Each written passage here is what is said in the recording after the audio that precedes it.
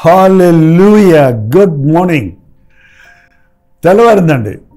ఇప్పుడేంటి, ఎప్పుడో తెల్లవారింది కదా, 7 గంటలైంది. ఎలా ఉన్నారు? గత రాత్రి ప్రశాంతంగా నిద్రించారా? ఎలా ఉన్నాయి దినాలు? ఎలా ఉన్నాయి?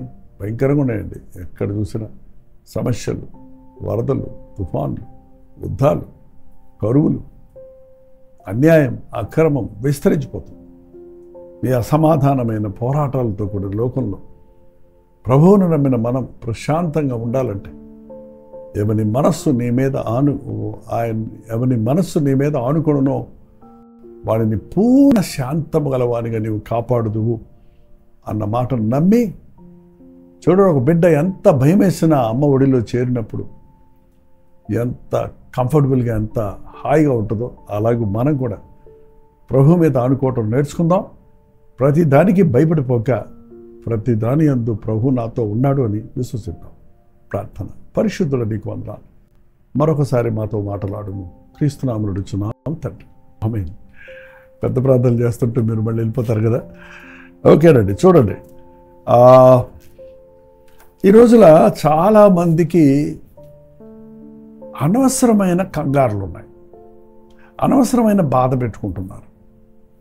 ఏంటి ఆ బాధ అంటారా? ఇది కొత్త రకం బాధ అనొద్దు, ఎప్పటి నుంచో ఉన్న బాధే లేండి, కానీ ఇప్పుడు ముదిరిపోయింది. ఏంటి బాధ? ఎవరైనా నా స్థానాన్ని కొట్టేస్తారేమో, నాకు రావాల్సిన మెప్పు మరెవరికైనా వెళ్ళిపోద్దేమో, నాకంటే ఎక్కువగా ఎవరైనా పొగడబడతారేమో, నాకంటే ఎక్కువగా ఎవరైనా అందంగా ఉంటారేమో, బలంగా ఉంటారేమో. ఏంటంటే ఎప్పుడు చూసినా ఒక ఇన్ఫీరియారిటీ, ఎంతసేపు స్వీయ పరితాపంతో నీ దాన్ని బట్టి దేవుణ్ణి స్తుతించి ఆనందించడానికి బదులు అది పోద్దేమో అన్న భయంతో ఉండటం ఈ రోజున సర్వసాధారణమైపోయింది. ఈ కాంపిటీషన్ వరల్డ్ కదా, ఎక్కడ చూసినా పోటీ పడే స్వభావం. ఈ పోటీలు పడే స్వభావం వల్ల సమాధానం పోతుందండి. ఇంకా విడ్డూరం, విచిత్రం ఏంటంటే ఇవాళ భార్యాభర్తలు కూడా ఒకరి మీద ఒకరు పోటీ పడుతున్నారు. చెప్పమ్మా, నీ భర్తను ఎవరైనా మెచ్చుకుంటే నీ ముందు నువ్వు సంతోషిస్తున్నావా? మీరు చెప్పండి. మీ భార్యను గురించి ఎవరైనా చక్కగా మెచ్చుకొని మంచిగా చెప్తే మీరు సహించగలుగుతున్నారా? వెంటనే మీ కోపం వచ్చేస్తుంది, వెంటనే అసూయ చేస్తుంది. ఏంటండి? పోటీ పడుతున్నారు, ప్రతి దానికి పోటీ పడుతున్నారు. భర్తతో పోటీ పడితే, భార్యతో పోటీ పడితే మీరిద్దరూ సమాధానాన్ని పట్టుకుంటారు. ఈ కుడి ఎడంచే మీద పోటీ పడితే ఏమవుతుంది చెప్పండి? 2 చేతులు కలిసి పనిచేయాలి.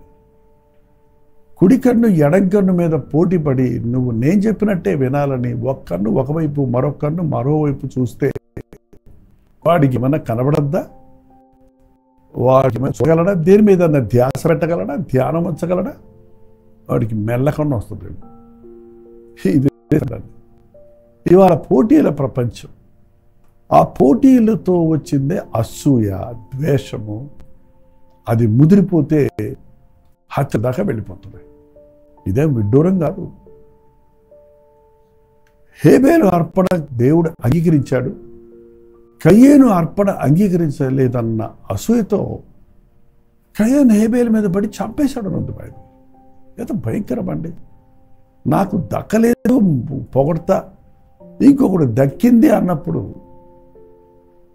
అతనికి హాని చేయాలి, అతన్ని చంపేయాలి, ఏకంగా తీసేయాలి లోకంలోంచి అనే మాట ఇవాళ అక్షరాల కనపడుతుంది.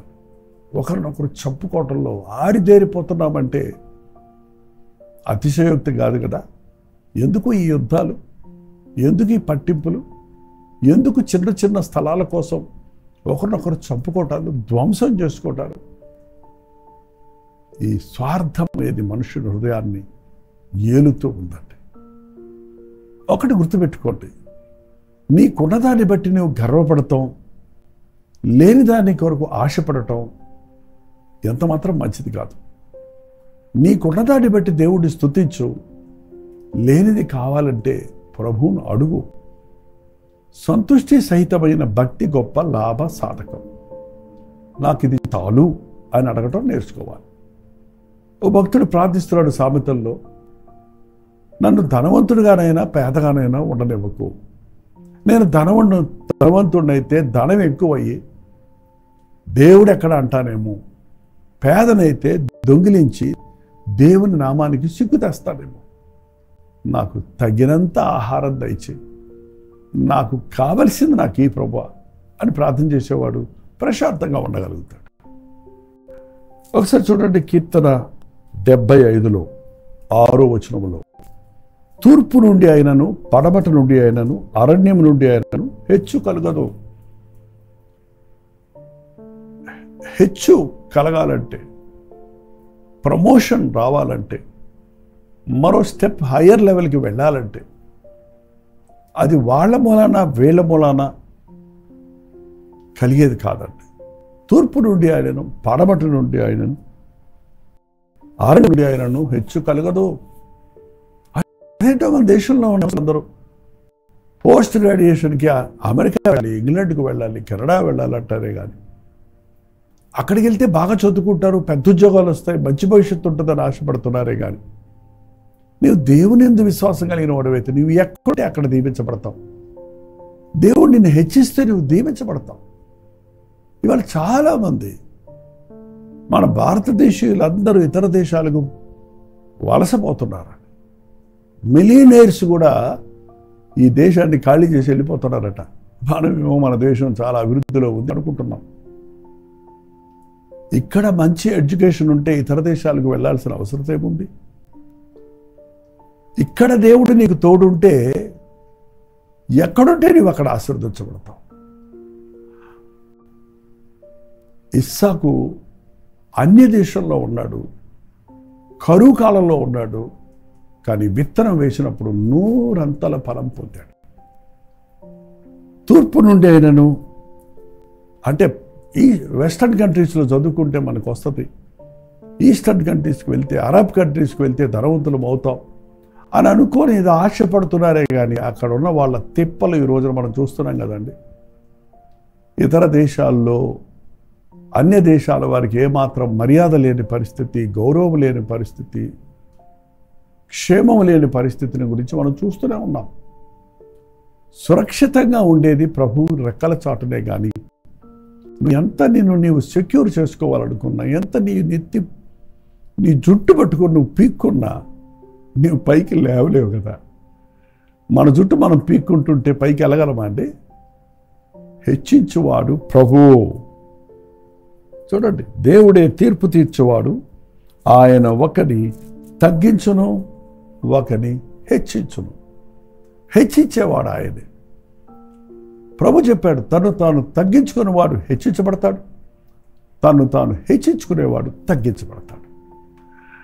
నిన్ను నీవే హెచ్చించుకోవడానికి ప్రయత్నిస్తే ఉన్నది కూడా ఊడిపోద్దండి. నీవు తగ్గించుకుంటే దీనుల ఎడల ఆయన కృప కలిగిన వాడు. దేవుడు నిన్ను హెచ్చిస్తాడు, దేవుడు నిన్ను దీవిస్తాడు. ప్రభువు నిన్ను ఆశీర్వదించినప్పుడు అది ఎన్నటన్నిటికీ ఆశీర్వాదం. మనుషులు నమ్ముకున్నట్టు కంటే యెహోవాను ఆశ్రయించటం మేలు. రాజుల నమ్ముకున్నట్టు కంటే యెహోవాను ఆశ్రయించటం మేలు. ఎవరిని చూసి అసూయపడకండి, వారికి ఉందే నాకు లేదే అని స్వీయ పరితాపంతో మీ మనశ్శాంతిని పాడు చేసుకోకండి. అనవసరమైన వాటి కోసం కక్కుర్తిపడి ఉన్నదాన్ని అనుభవించకుండా అవస్థపడకండి.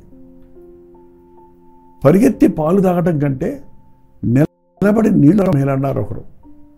ఎక్కడికో పోయి ఎప్పుడో ఏదో చేస్తామనే దానికంటే నీవు ఉన్నప్పుడు నీవు ఉన్న చోట ఉన్నదానితో నీవు ఆనందంగా ఉండగలిగితే అదే నిజమైన సంతృప్తి. ప్రభువును కలిగిన వారు అట్టి స్థితిలో ఉంటారు. నీవు నాకుండగా ఈ లోకంలోనిది ఏది నాకు అక్కర్లేదు. యేసయ్య ప్లస్ దరిద్రము కూడా అది సమృద్ధే, అది దీవెనే. యేసు ప్రభు లేకుండా ఎన్నున్నా, ఎన్ని మేడలు మిద్దెలున్నా, ధన వరహాలు ధనధాన్యాలున్నా, ఏంటండి ఎంత ధనవంతులైనా క్రీస్తు లేకపోతే నీవు వ్యర్థుడవే. ఎప్పుడు ప్రభు హెచ్చించేదాకా ఆయన బలిష్టమైన చేతి కింద అణిగి ఉండటం నేర్చుకుందాం. నా బ్రతుకులో నేను అది నేర్చుకున్నాను.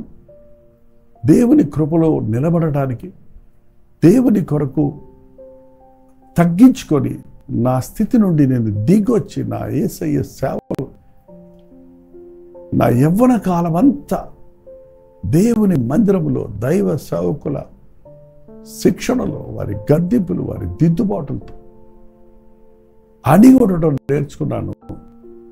ఇదిగో దేవుడు తన కృప వలన ఇప్పుడు నాకు 50 years వచ్చిన తర్వాత ఏంటంటే టీవీలోకి వచ్చాను. అంతవరకు ఒక విలేజ్ పాస్టర్గా, ఒక గ్రామాల సేవకుడిగా, ఎవరికీ తెలియని వ్యక్తిగానే దేవుడు నన్ను అణిచిపెట్టాడు, దాచిపెట్టాడు. అది నాకెంతో మేలైంది. దేవుడు హెచ్చిస్తాడు. దేవుడు ఒక వ్యక్తిని దీవిస్తాడు. ఆ దీవెన కొరకు మనం కాచుకొని ఉండటం, తగిన సమయం ముందు సమస్తము చక్కగా చేసే ప్రభువాడు కనుక మనల్ని మనం తగ్గించుకుందాం. ఆనాడు యోసేపు తన అన్నల మీద అసూయపడలేదు, తన మీద నేరాలు మోపిన వారిని ద్వేషించలేదు. కానీ దేవుడు నాకు ఇదంతా అనుమతిస్తున్నాడని తగ్గించుకున్నాడు. తగిన సమయంలో దేవుడు అతన్ని ఐగుప్తు సింహాసనం మీదకి ఎక్కించి అన్నదాతగా అనేకులకు దీవెనకరంగా వాడుకున్నాడు. ప్రభు నిన్ను ప్రేమిస్తున్నాడు. నీ కొరకు హానికరమైన తలంపులు ఆయనకి లేవు. నీవు దరిద్రుడిగా, నీవు సిగ్గుపడేవాడిగా, నీవు చేతగాని వాడిగా మిగిలిపోవాలన్నది ఆయన ఉద్దేశమే కాదు. నీలో నుండి తన గొప్ప కార్యాలు లోకానికి చూపించాలని ప్రభువు నిన్ను కోరుకుంటున్నాడు.